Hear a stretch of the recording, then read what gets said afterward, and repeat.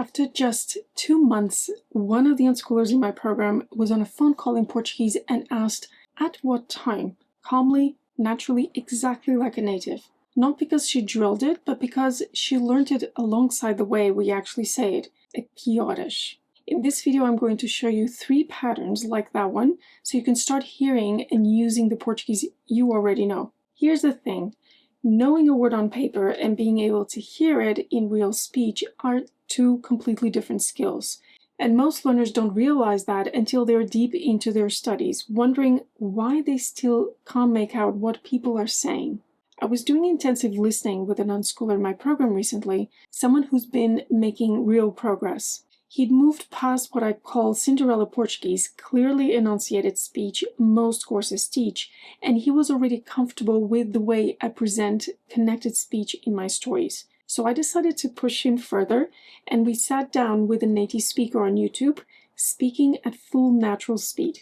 And tenho de, a construction he knew well, just slid right past him. Because in real speech, tenho de doesn't sound the way it looks. And once I showed him what to listen for, something clicked. He stopped searching for the written version and started hearing what was actually there.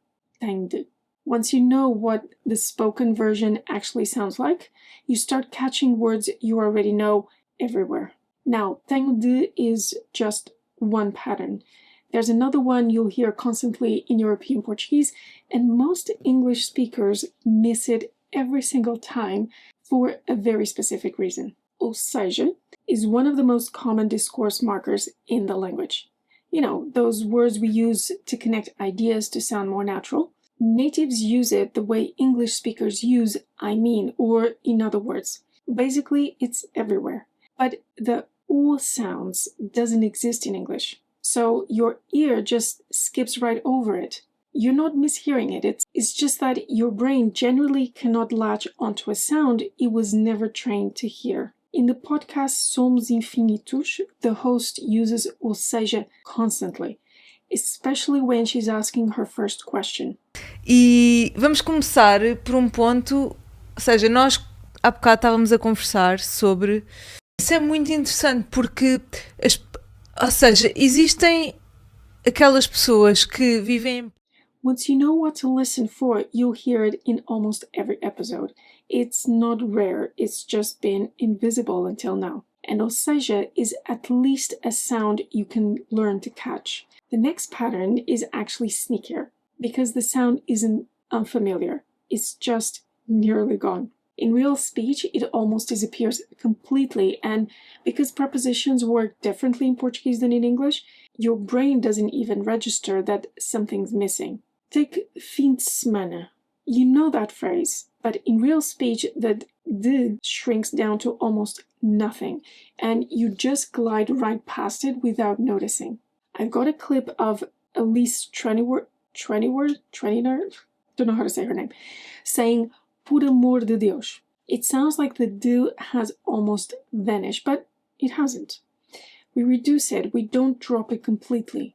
And if you drop it yourself, it sounds off to natives right away. So knowing it's there matters in both directions.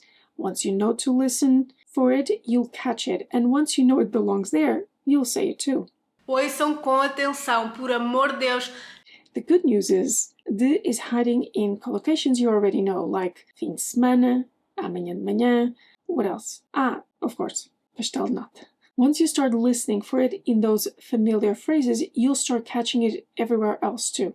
And that's exactly what happened for one of the unschoolers in my program, except she got there from a place most learners would have given up from. She'd taken a total immersion course in Lisbon, passed her A2 exam, she could read, she could write, but spoken Portuguese still felt completely out of reach. As she put it, how could I know all of these words but not understand them when spoken? She felt there was a chasm between Portuguese on the page and Portuguese out loud, and she didn't know how to bridge it. That's not a personal failing. That's what happens when nobody shows you how the language actually sounds out loud. Once she started working on exactly this, the patterns, the connected speech, the way words compress and change, her brain stopped translating. And Portuguese finally started clicking. If that's where you are right now, you know the words, but spoken Portuguese still feels out of reach, I'm running a free live masterclass specifically to train your ear to real Portuguese. All the details are in the link in the description.